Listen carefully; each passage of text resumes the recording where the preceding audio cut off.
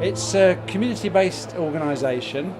The technicalities is that it's an industrial and provident society, which is a form of cooperative organisation. It costs £1 to join to become a member. We've got over 1,000 members. They've each got one vote when it comes to electing the committee and deciding how we work. We do a number of different things. We're interested in promoting the uptake of renewable energy, wind, solar PV, biomass. We're also interested in helping people save energy, because there's no point in generating renewable energy if it's then just wasted. We help people access grants to do some of these things. We're interested in fuel poverty, people who have difficulty keeping warm at a price they can afford. So it's a big range of things that we do.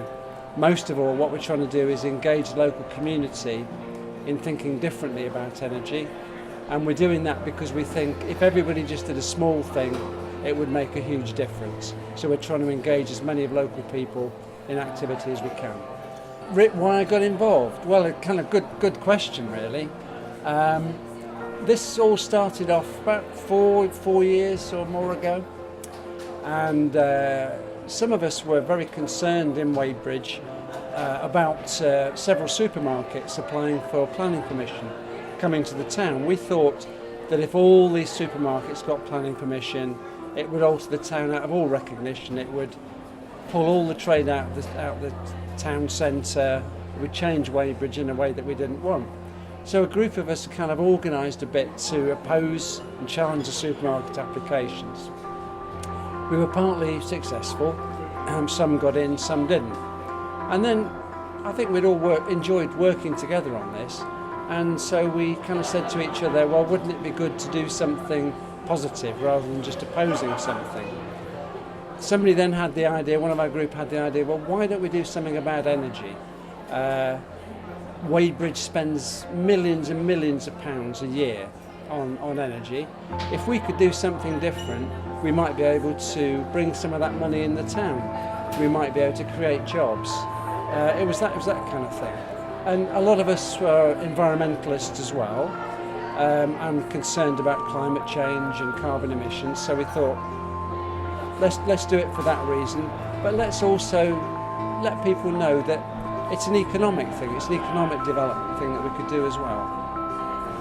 We've managed to have a lot of renewable energy generated. There's been a big uptake, especially of solar PV, solar panels on people's roofs.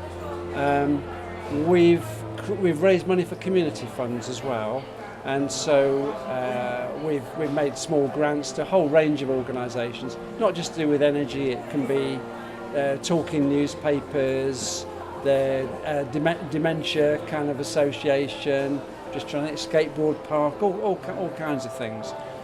So we've done that, but I think the really big benefits are still to come.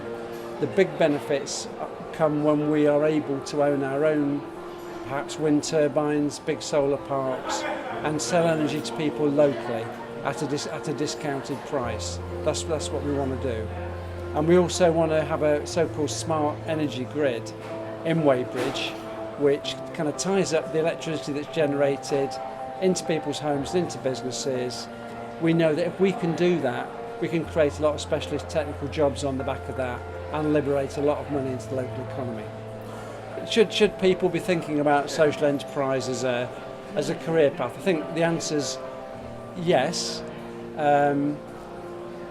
It often takes quite a long while for social enterprises to become successful and self-sustaining in money terms. Although we're a not-for-profit, we can still pay people to do the jobs within it, so there is a career structure there. But I think realistically, I suppose it's the same with setting up any business for yourself. You have got to be prepared to really kind of put the hours in. You can't expect to work a kind of a normal week and get paid a normal wage. You might get paid your wage, but you might end up working double. If that suits you, if that suits your purpose, if you think it's important, I think that's fine. I think the motivation might be that you can create a very different sort of business where you've got different relationships with the people that you're working with. I think it can be, although I'm saying it can be tough, we've also had a lot of fun on the way. We've had a lot of laughs. We spend a lot of time together, sort of socially. We play music together. We kind of eat together. We let off steam together when things get really tough. So it can be a very, very different sort of working environment. You know, it's not maybe it's not very corporate. I would say that.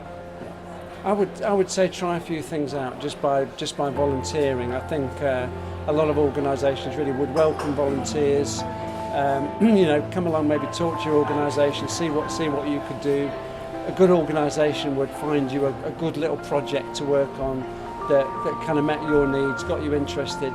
You test it out, see what the people are like, see what the organisation's like. I think the more things you could do to broaden your experience, the better, really.